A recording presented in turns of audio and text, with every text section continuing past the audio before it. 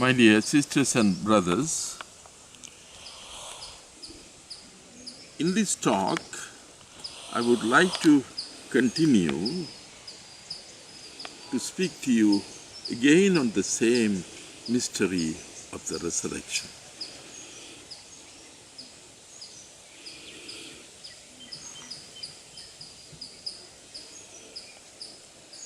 St. Luke, out of all the evangelists, gospel writers, is considered the most systematic writer and also the best literary personality we have among the New Testament writers. He arranges his gospel in such a way that he makes Jesus to finish his ministry outside Jerusalem before chapter 9, verse 51. Verse 50 he finishes. And on verse 51, he has a very important verse. When the time, the kairos, the time as muhurtam has come, Jesus, having set his face to go to Jerusalem with great determination, he started walking towards his goal. As he walked, he took his disciples along with him. So this great journey to Jerusalem was not only a kind of journey to a particular place called Jerusalem, but also is the marga of discipleship, the way of discipleship.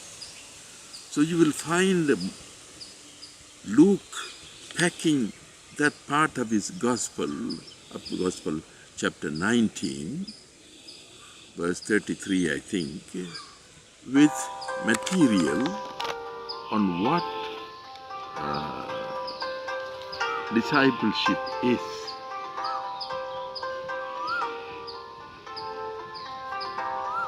So you see the stern face of Jesus telling his disciples that they should live a very, very poor life. The discipleship is not easy and they should walk the hard path. And in a way he was forming his disciples. So in the terminology of Luke, going up to Jerusalem means discipleship.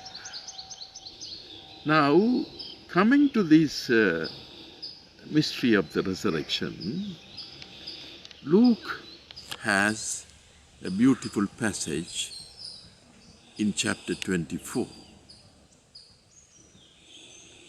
Chapter 24 starts with the early morning, Jesus appearing to Mary Magdalene and the other women, and then other people going to the tomb and finding the tomb empty. And they were asked to go to Galilee where they will meet Jesus. Now, towards evening, two disciples are going to Emmaus. Emmaus, as Luke very clearly puts it, is away from Jerusalem. The disciples, having lived with Jesus for some time, are now thoroughly frustrated. They are talking among themselves. Great things are going to happen through this man Jesus, but all their hopes were dashed to the ground. And with a heavy heart, they are going to Emmaus, which in the terminology of St. Paul means they are going away from discipleship. It is at this time that Jesus stops them on the tracks and like a stranger approaches them and asks them why they look so sullen faces, very sad. And they are surprised that this is the only man who is in Jerusalem who has not heard about all those things that happened in Jerusalem. He asks, what?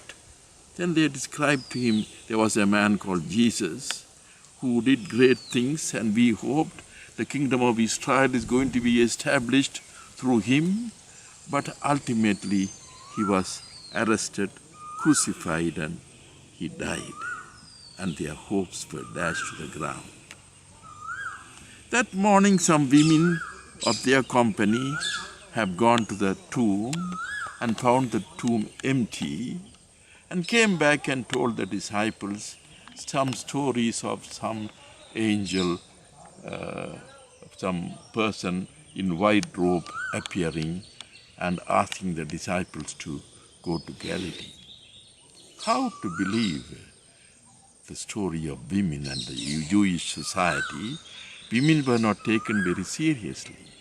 So they are now left with total frustration, an empty tomb, and stories of women. It is at the time that the risen Lord slowly opens them the scriptures. But Luke is very careful to make us realize, but the disciples did not recognize him. So all along the way he opened the scriptures to know how this Messiah has to go through this passion and death, and it behoveth the Messiah to go through the passion and death and so enter into his glory. And when the journey comes to an end, the disciples want to go to their place, the house where they wanted to go. Jesus pretends that he is going further. So the disciples ask him, Mane nobiscum Domine, stay with us, Lord, for some more time. It is evening. Come and have little supper with us. So he agrees and goes, and he uses that correct word during the breaking of the bread. During the breaking of the bread, these two disciples, they recognized the risen Lord. When they recognize the risen Lord, he disappears. This is exactly what resurrection does. It brings about a total change in you, and the man is no more. So what happens when Jesus, the risen Lord, thus disappears? He leaves a burning heart and a broken bread. The disciples are telling each other, wasn't our hearts burning when he opened the scriptures for us? Yes. This is what resurrection should do to us. Give us a burning heart that burns with love. Like, for example, Mother Teresa, for example, heart burning with love, which goes out to the poorest of the poor.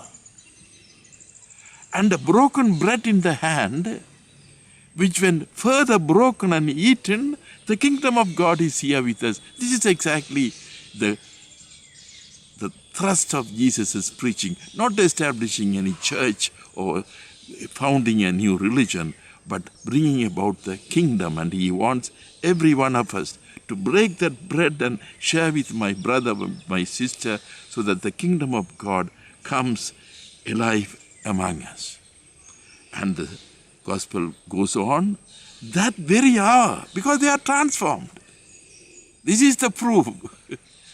Resurrection is not a miracle to prove Jesus is God to somebody, but it brings about a total change in us, at that very hour, they get up and go back to Jerusalem, back to discipleship.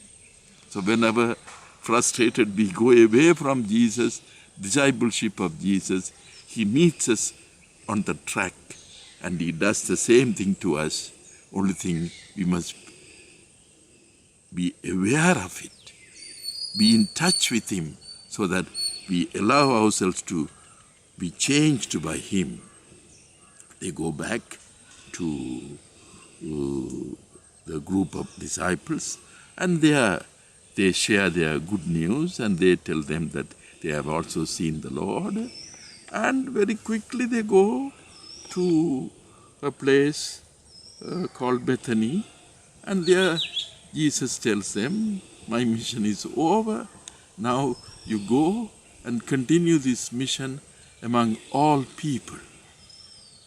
One point I would like to say here, in the Gospel of Mark as well as in the Gospel of Luke, even also in Matthew, this sentence you find, go and tell my disciples that you will meet me in Galilee. This Galilee, my dear sisters and brothers, is not the geographic Galilee of Palestine, but the Galilee of the nations mentioned in the prophet Isaiah, where he says, Galilee of the nations, meaning all people will come to see the Messiah. They will come from the Galilee of the nations. So our mission is to go to everyone, not only human beings, even the whole of creation, and bring about a transformation. And that is possible if we ourselves are transformed by the risen Lord. Shalom. Shalom.